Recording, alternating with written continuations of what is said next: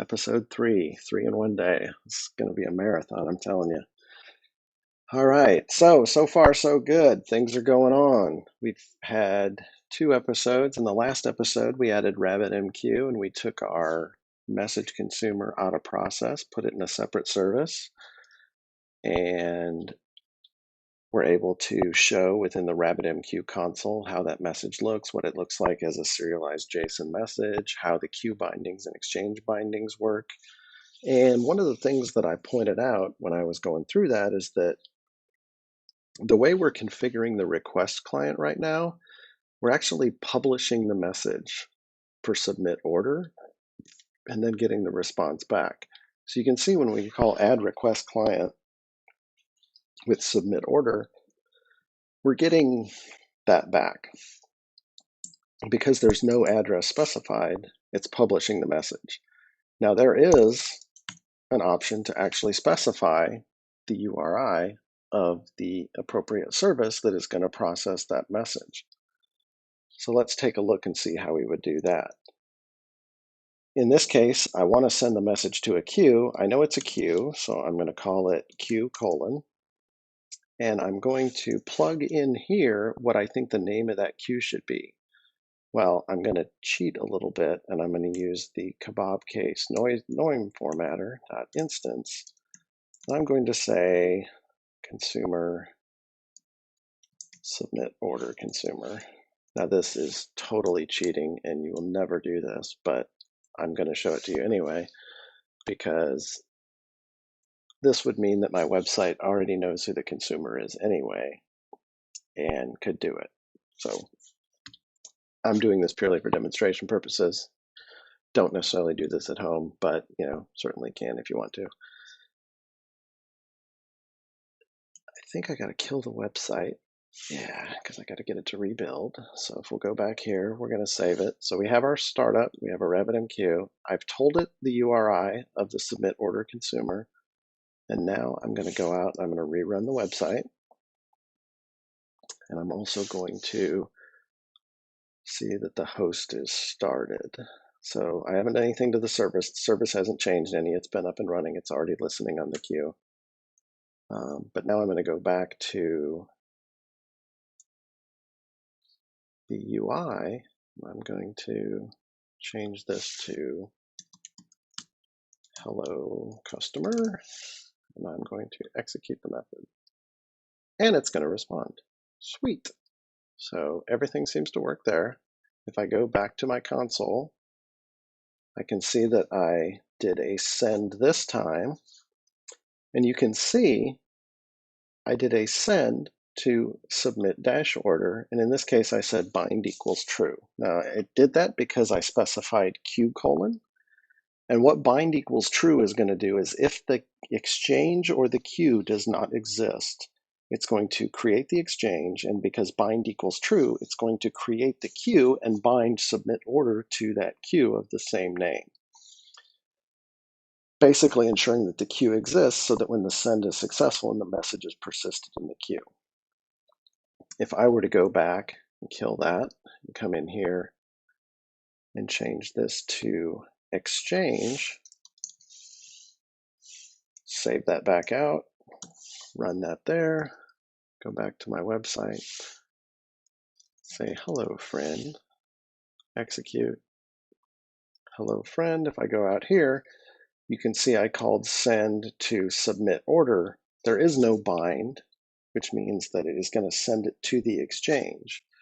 Now my service is currently running so that service has already created the queue. It's all up and running. If I kill that service, and let's say I've never run that service before. So if I come out here, take this queue, I'm just going to nuke it. I'm just going to get rid of that queue.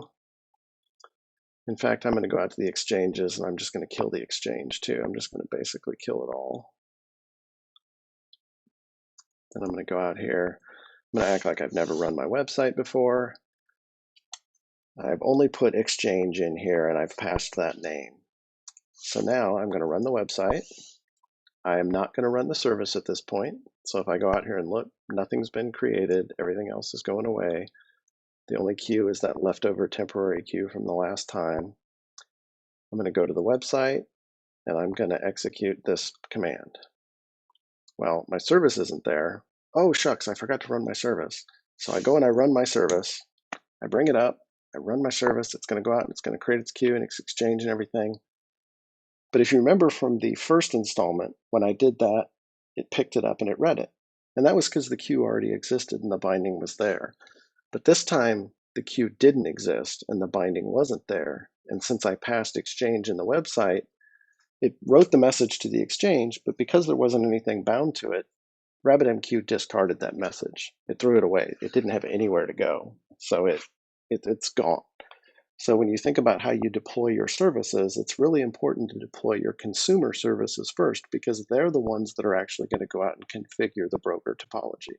They're the ones that are going to go out and say, I'm the submit order endpoint and I subscribe to this message type, and message types that are either published of that type or sent directly to my exchange are going to be consumed by that consumer or by that receive endpoint. So kind of an important thing to understand, if you're sending messages and they're disappearing, make sure your consumers are started, make sure everything's up and running. Now that my service is actually running, if I go back in here and run it again, boom, everything's great. I get the 202 and I get my message there. I go out and look and I can see that the submit order message was received and it sent it to the response queue.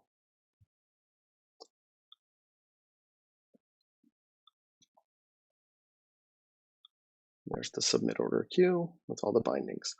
Some people have asked, what are these weird named queues? This name is generated by MassTransit. It's where the responses are sent. When the website sends a request, it comes back to the response. You can see that they do expire. If you look at it, it has an expiration policy. I think after 60 seconds of not being used, the queue will just automatically disappear. Yeah, see, it has an X expires of 6,000. So after 60 seconds of no connections to that queue, it'll just automatically delete itself. The reason we provide that amount of time is just because if like any responses are pending and it tries to send it, at least it has an address to send it to, so it doesn't fail. So another thing that I wanted to kind of cover next is I have my service up and running. I have the website up and running. I can only do so much traffic with the UI. I mean, I can click so many buttons per second, but that doesn't really do a whole lot. So what I've done is I've set up Apache Bench, and I've created a command where I'm going to pass an order to that endpoint. So this is going to contact the HTTPS endpoint. It's going to do a post. And in this case, I'm going to tell it to do it 100 times with a concurrency level of 10. Fair enough. We'll see what it does. So I run it. It runs the host. You can see percentage of requests are served within a certain amount of time. It does all its little Apache Bench things. If I go look in here, I can see that I received this message here, and then I received that there, but all the requests were processed. The longest request was 349 milliseconds. The 50%, the 95th percentile was 209. We're running, from the console. Requests per second was showing 76. We actually didn't do a whole lot of requests. What happens if we actually do, what's a decent number to do? Let's say 1,000. It didn't take very long. 200, 300, 400.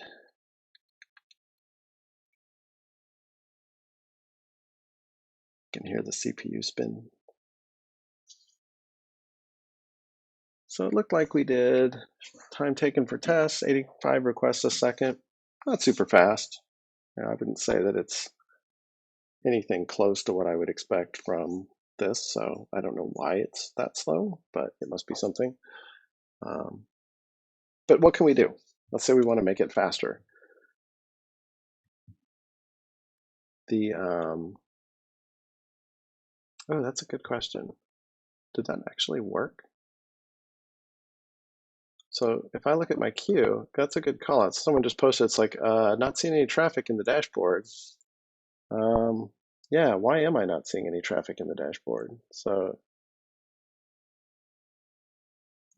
even if I do 100 requests, why am I not seeing any messages? These aren't even processing. I must have something wrong in my Apache Bench config, because this didn't do anything at all. I should have seen publishes for in there. So let's see, localhost 5001. I mean, this is my curl request right here.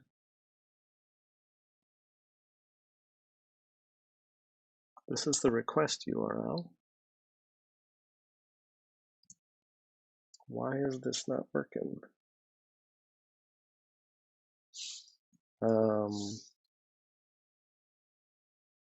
There's a customer number in there. There's the ID. Method is post.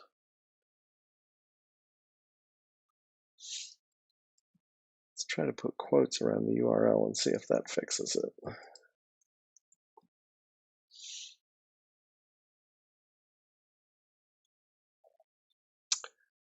Nope, nothing there. Okay, we might have to defer this for a later one. I can figure this out on somebody else's time. That's the, so what's this H accept application octet stream? I don't even know what that does. Not a curl genius here.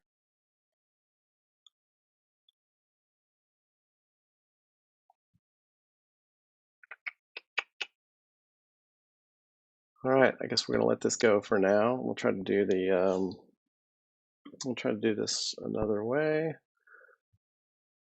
Yeah, because I'm not gonna be able to figure this out right now. So we'll save that for another episode. Sorry, thought that was working, but I didn't even think to check to see if there was traffic, because normally I would see significantly more requests per second than that. So it's clearly doing something weird on the server side.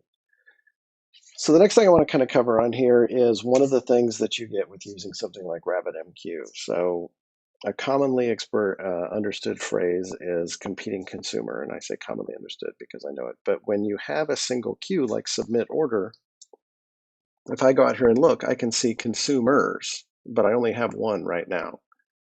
Well, I can actually go back out and can configure, which this is going to be very anticlimactic because I don't have a way to generate a lot of traffic. But I can actually go and run a second instance of my service.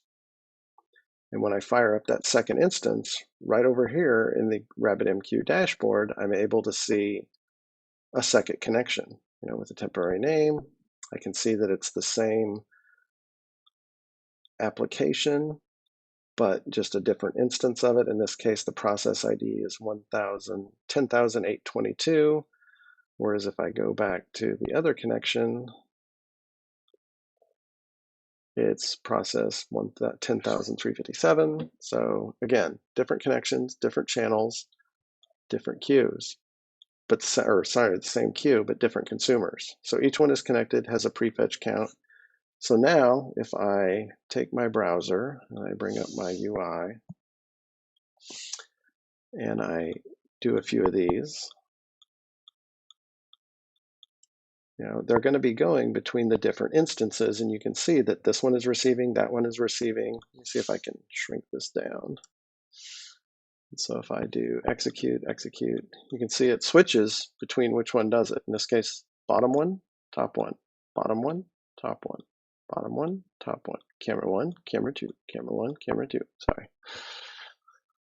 You know what movie that was. You get extra credit points. But yeah, now I'm actually able to go out and see, and RabbitMQ doesn't care. It's just going to send it to whichever consumer is available, and you can see there's actually traffic there. So, that's, kind of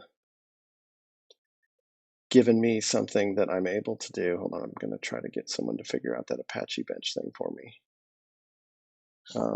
If you can figure out what I'm doing wrong and not passing there, that would be great. Just if it's something weird because I'm passing it on the URL or what. But just if you figure that out and post it in the chat, that'd be awesome.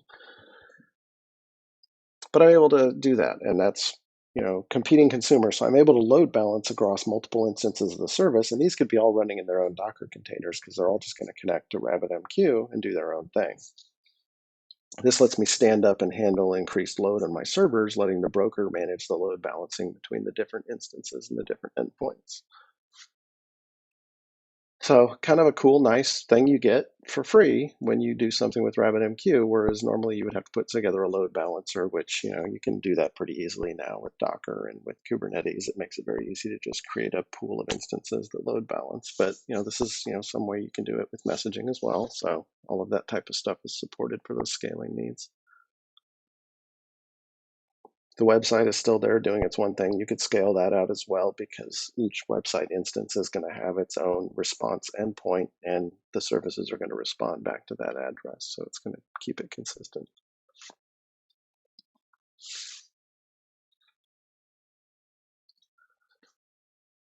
So now that's what I've done. I've done a send. I've sent to the exchange. I've sent to the queue. I've showed kind of the differences there. I'm still using the request client because I wanted to kind of see that response come back and get that acknowledgement. If I was, in a situation where I wanted to have just a send that didn't get a response back and didn't do anything else, I could do that as well. And in fact, in a lot of cases, that is the way to do it. I'm going to go kill these instances for now so that I'm going to go do some code in the editor. I figure I might as well kill those, let them rest. So I'm going to add another way to submit an order. And I'm going to try to do this pretty easily, but we'll find out what happens. In this case, I'm going to make it so if you call put on this endpoint with that same data, it isn't going to use the request client. In this case, it's going to just receive the endpoint and just send this message to that submit order endpoint. So my controller, in addition to its request client, is going to need a send endpoint provider. A send endpoint provider is an interface that's part of the iBus interface. So iBus implements publish endpoint, send endpoint provider, and a few other things. When you call add MassTransit in the container, it's where we set it up in the startup, it's automatically going to add all those interfaces for you so that consumers can resolve them. And now with the put, instead of using order request client.getResponse, in this case, I'm going to get the send endpoint and just send the submit order command. So I'm going to say endpoint equals await send endpoint provider.get send endpoint. This takes an address, which lo and behold, I have an address right here that I'm going to use. I could just as well pass this as a configuration value. In fact, I'm just going to be really sneaky and just say new URI endpoint, or I'm sorry, exchange submit order.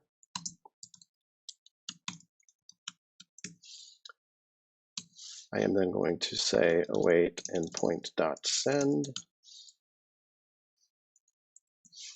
I'm going to pass it the submit order type, and I'm going to use the same code that I used to initialize the message that I did before. I'm going to await that send, and then I'm simply going to return, accepted. The ID is there. The customer number is there, same stuff, exchange submit order, endpoint.send. And this is going to send it back. Now, so I've changed this to a send. I'm no longer expecting a response. I'm just going to fire it to the queue and be done. But I have to change something in my consumer, because if we remember from the submit order consumer, it is going to respond with a response. And I don't want a response. I'm not expecting a response, and therefore should not get a response. In this case, I'm going to make this consume method a little smarter. I'm going to say if context.response address is not equal to null, then I'm going to respond async. And I'm going to do the same thing here. So I'm only going to send my responses if there's actually a response address. If there wasn't a response address, and I don't have to check the response address, I could just check request ID, because there won't be a request ID header set if it isn't a request. And this will suppress the response. Now I don't have to do that. It's certainly something that I'm doing because I'm just trying to reuse the same message for two different behaviors. Probably a bad practice, but not really, because all I'm just saying is sometimes it's fire and forget, and sometimes I want to know. I think it's a business expectation, and this is a sample. So I'm going to use that caveat there. I am going to go out, I'm going to fire up my service, which now accept post or put, two different options. I'm going to go out and I'm going to start an instance of my service running. I'll close this other one for now. And now I'm going to go back to the Swagger UI. Sorry, I'm going to make this a little bigger. And I'm going to look and I see, oh, Swagger, being the awesome buddy that it is, now has the put option as well. So I can now come in here and put. Of course, I lost my ID, so I have to generate a new GUID.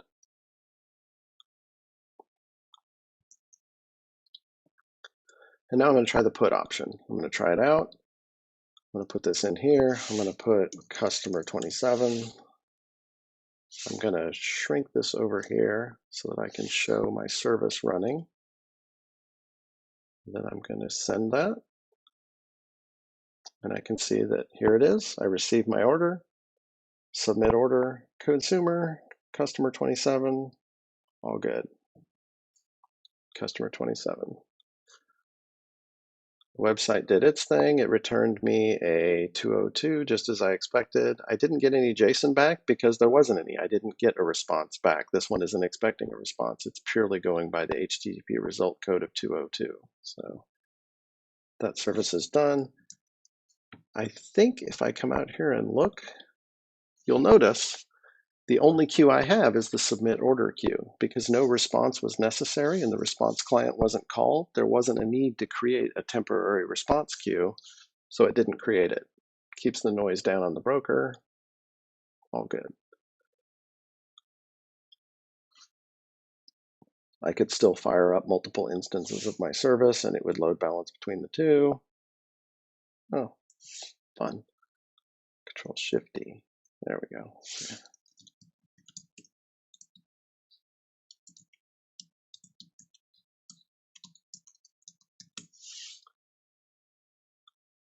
And then back here, it's still just going to do its thing and bounce between the two of them. Let it balance those.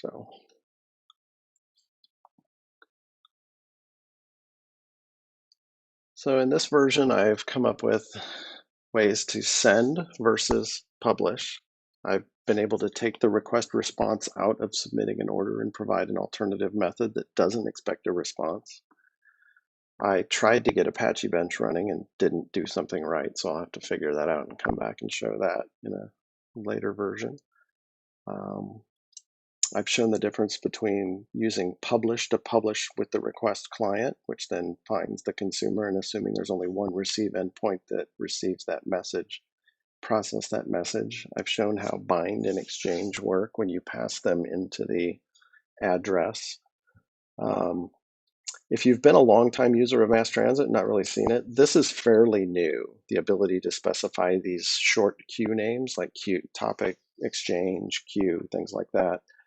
That didn't used to be there. It was added with 6, and it was added because it was always a real pain to like go and get the host, the scheme, the port, and the virtual host and all of that. It just made sense to have a super simple short endpoint like exchange : submit order or queue : submit order, just so that it can send.